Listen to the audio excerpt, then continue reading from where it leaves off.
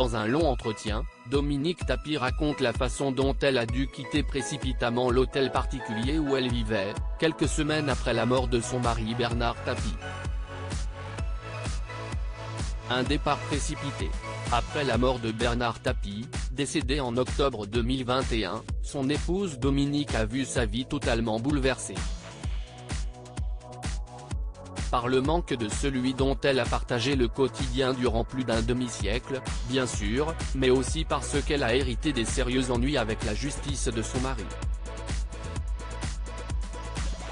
Sa veuve doit effectivement s'acquitter d'une énorme dette de 642 172 109 €, révèle-t-elle très précisément dans les colonnes de Paris Match cette semaine.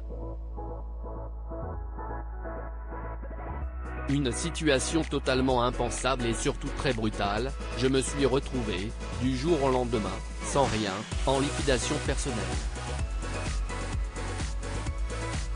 On a coupé toutes mes cartes de crédit. On m'a même coupé le téléphone, assure-t-elle.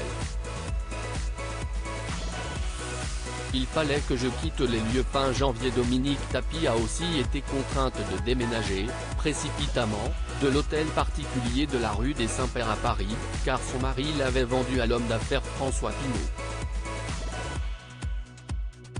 Si la femme de 72 ans pensait que les deux avaient passé un accord, pour lui permettre de l'occuper aussi longtemps qu'elle le désirait, il semble que les choses se soient passées différemment. À sa mort, j'étais tellement écrasé par la peine que je n'aille pas réaliser ce qu'il se passait. La loi dit que j'aurais pu rester quelques mois de plus, voire un an, car c'était notre domicile conjugal depuis plus de 35 ans et que j'étais sa veuve. Mais quand Monsieur Pinault m'a demandé à quelle date je comptais partir, je lui ai dit au hasard fin mars, sans savoir comment j'allais me retourner aussi vite. On m'a vite fait comprendre qu'il fallait que je quitte les lieux fin janvier.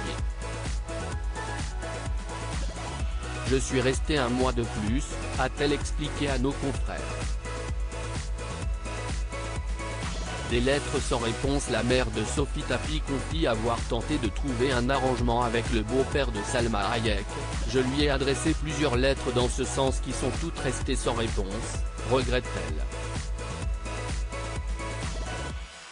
Dominique Tapie a pu compter sur l'aide de certains de ses amis comme Jean-Louis Borloo, pour la soutenir. Il a été formidable, si est-il lui, d'ailleurs depuis la disparition de Bernard, qui m'a aidé à me loger, remercie-t-elle l'ancien ministre. À lire aussi: je n'avais pas de quoi payer la pierre tombale. Dominique Tapie revient sur le gouffre financier qu'elle a découvert après la mort de son mari.